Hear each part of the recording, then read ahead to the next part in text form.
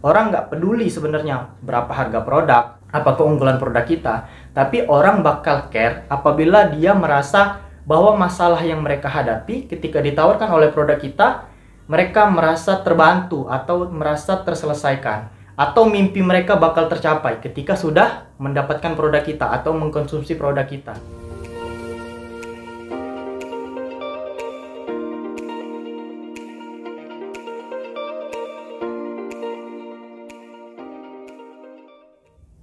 Assalamualaikum warahmatullahi wabarakatuh. Berjumpa lagi di channel Zahir Official. Di video kali ini kita bakal ngebahas cara membangun bisnis online khususnya untuk Anda yang pemula.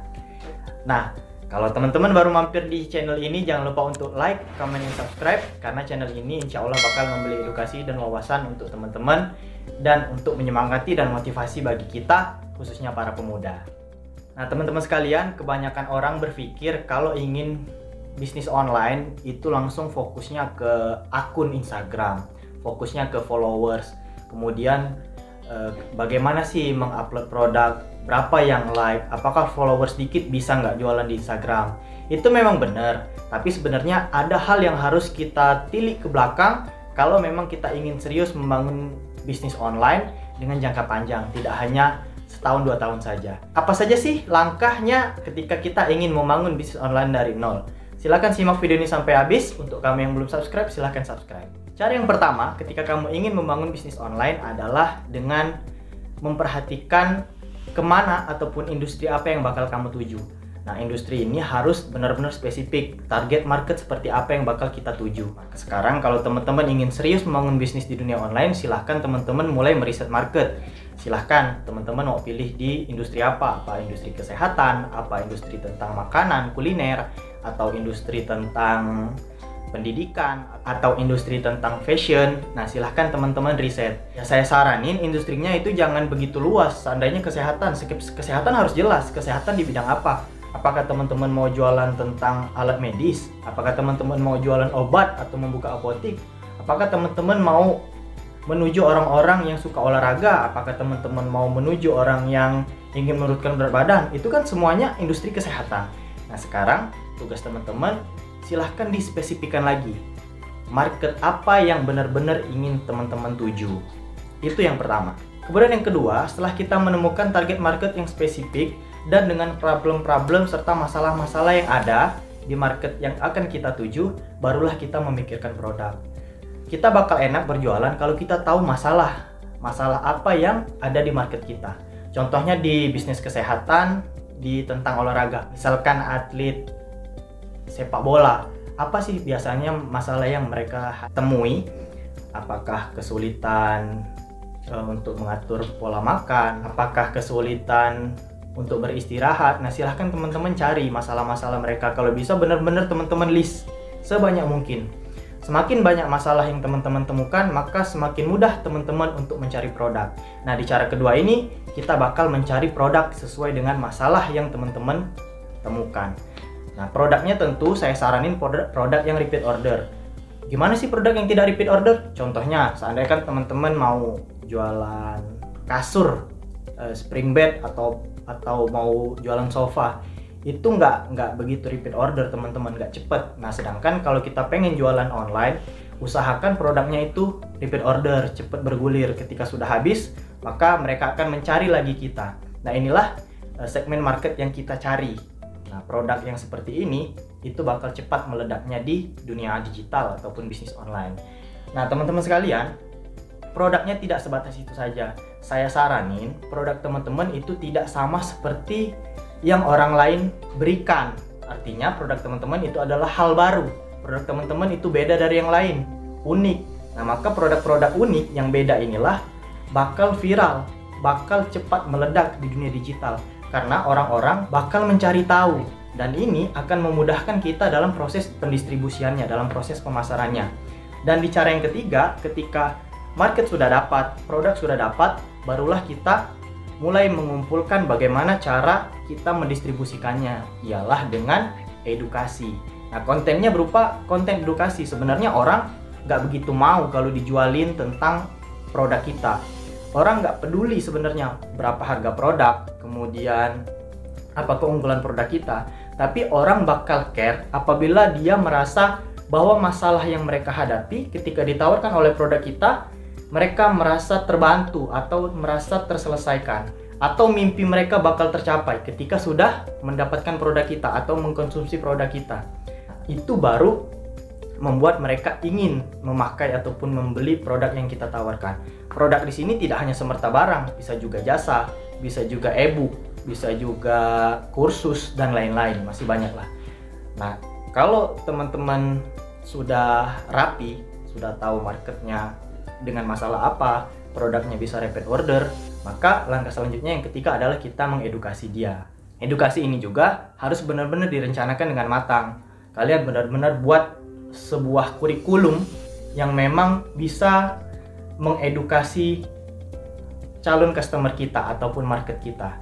Nanti produk kita, ya karena kenapa sih kita berhubungan dengan edukasi? Karena produk yang kita tawarkan itu merupakan produk yang baru, tidak sama seperti produk yang dipasarkan oleh orang lain. Itulah pentingnya edukasi.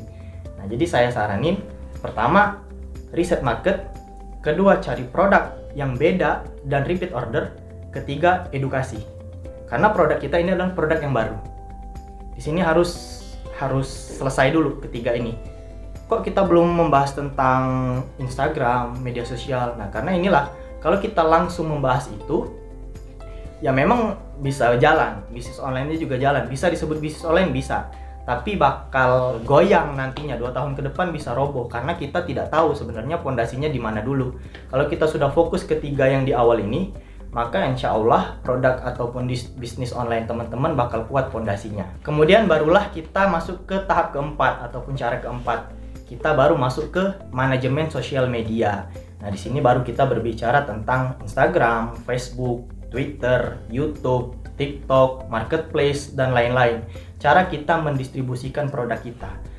Nah, cara ini ya teman-teman harus mau belajar, mindset teman-teman harus jangan malas belajar. Karena di dunia digital semua percepatan perubahan itu hanya hitungan menit, hanya hitungan detik. Bisa saja hari ini orang banyak mengupload seandainya di Facebook. Mungkin ke depan ataupun 1 minggu ke depan, teman-teman harus mencari hal-hal baru yang memang bisa menguntungkan pasar teman-teman. Jadi memang dunia digital cepat bergerakannya, jangan malas untuk belajar. Silahkan belajar. Contohnya kalau teman-teman mau distribusikan kok produk teman-teman ke Instagram, silahkan teman-teman belajar apa sih fungsi Reels, apa sih fungsi Instagram Stories, apa fungsi feed Instagram, apa fungsi live Instagram. Nah, ingat, kontennya itu berupa edukasi. Bukan berarti kita tidak memberikan tentang harga ataupun barang kita ataupun produk kita, tapi dahulukanlah dan silakan teman-teman pegang prinsip edukasi. Silakan edukasi market kita, silakan edukasi pasar kita. Karena orang akan lebih senang apabila diedukasi, bukan jual-jualin. Misal langsung teman-teman upload tas ini harga ini. Emang ada tipikal orang yang senang langsung melihat barang, tapi kebanyakan orang berdasarkan penelitian itu lebih senang diedukasi. Seandainya, berarti kalau saya jualan fashion saya nggak bisa edukasi? Enggak, teman-teman tetap bisa mengedukasi. Seandainya teman jualan sendal, nah mungkin sendal yang teman-teman jual ini beda dari yang lain. Bedanya di mana? Bukan di bahan, di harga, bukan. Mungkin sendal teman-teman ini bisa membuat mereka lebih nyaman, dalam arti ada bahan magnetnya sehingga aliran darah ketika memakai sendal itu bisa lancar, kemudian mencegah sakit jantung, penyakit jantung, atau mencegah stroke. Nah, maka hal-hal edukasi inilah yang disukai oleh calon customer kita. Kalau sudah berbicara tentang distribusi produk, maka kita tidak bisa lepas dengan yang namanya konten. Nah, barulah kita membahas tentang konten. Konten adalah jembatan antara produk dan calon customer. Kontenlah jembatannya. Nah, bagaimana orang bisa tahu produk kita kalau kontennya itu tidak menarik? Nah, barulah kita bakal berbicara tentang konten. Konten yang mengedukasi, konten yang menarik, konten yang bisa diterima oleh pasar. Baru kita berbicara tentang konten. Konten tidak hanya semerta tentang video, tidak hanya semerta tentang foto. Bisa juga konten yang berisikan tentang tulisan ataupun copywriting. Nah, kebanyakan orang senang ketika kita bercerita pengalaman, ataupun sering disebut testimoni, ataupun pengalaman pribadi kita tentang produk yang kita jual. itu bakal lebih membuat orang care untuk melihat konten kita. Dan yang terakhir, kalau kita mau bisnis online, kita jangan lagi asing dengan yang namanya iklan. Nah, karena ketika kita beriklan, kita bakal banyak manfaat yang didapatkan.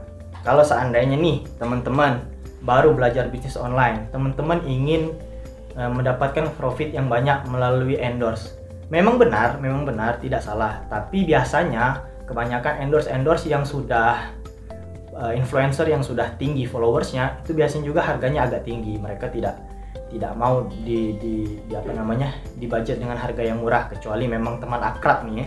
Nah, kalau kita mengendorse ke influencer yang followersnya masih sedikit, tentu pengaruhnya juga beda. Nah, disinilah pentingnya kita tahu yang namanya iklan. Karena ketika kita beriklan, kita bisa mengeluarkan budget yang sedikit, tapi bisa menuju target market yang efektif dan efisien. Kalau influencer kan followersnya bisa saja random nih. Peminat dari followers influencer kita random. Tapi kalau kita beriklan, kita bisa menuju, seandainya bisnis kita adalah jersey sepak bola. Kita ingin menuju seorang pria yang berumur dari 18 sampai 27 tahun, berlokasi di Kota Palembang seandainya. Nah, kita bisa menuju itu. Dan memang orang-orang yang gemar tentang sepak bola, dan orang-orang yang memang gemar membeli jersey olahraga, jersey futsal atau jersey sepak bola. Nah, jadi iklan kita selain biayanya murah, tujuannya itu menjangkau orang-orang yang memang menggemari serta orang-orang yang ingin kita tuju. Nah, inilah pentingnya dan inilah hebatnya iklan. Makanya teman-teman jangan sungkan belajar. Inilah dunia digital. Saya ulang ini, langkahnya ketika teman-teman ingin membangun bisnis online, itu pertama silahkan riset marketnya, industri apa yang bakal teman-teman tuju, silahkan cari masalahnya. Kemudian yang kedua, cari produknya, produk yang baru, produk yang repeat order, dan produk yang bisa dipasarkan dengan mudah, produk yang bisa dikirim dengan mudah. Ketiga, buat kurikulum untuk mengedukasi. Keempat, silahkan belajar cara memanajemen sosial media, kemudian membuat konten dengan baik, tentunya konten edukasi, konten yang menarik. Yang kelima, silahkan teman-teman membuat iklan. Nah, silahkan ketika semuanya sudah terakumulasi dengan baik, tersusun, insya Allah bisnis online teman-teman bakal menjadi bisnis online yang diminati banyak orang, dan insya Allah meledak sehingga dapat mendapatkan penghasilan sesuai yang teman-teman harapkan. Saya doakan semoga teman-teman pemula yang ingin memulai bisnis online bisa menjalankannya dengan baik dan tanpa hambatan yang berarti. Terima kasih yang sudah menonton video sampai habis. Yang belum subscribe silahkan subscribe. Saya ucapkan Assalamualaikum warahmatullahi wabarakatuh.